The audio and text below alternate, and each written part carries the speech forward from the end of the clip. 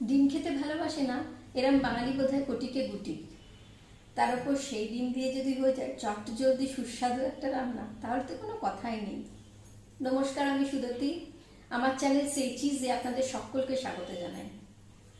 আজকে ডিমের একটা বাঙালি রান্না করে দেখাবো আপনাদের।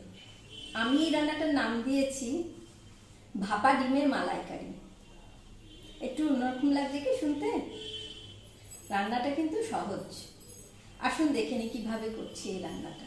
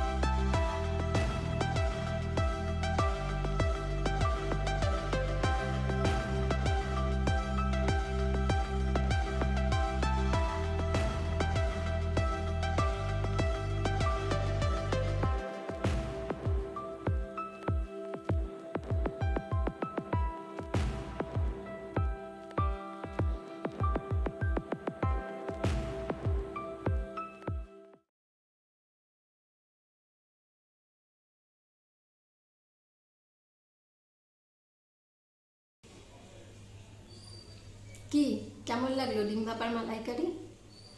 খুব সহজে হয়ে যায় এই রান্নাটা, বলেছিলাম না?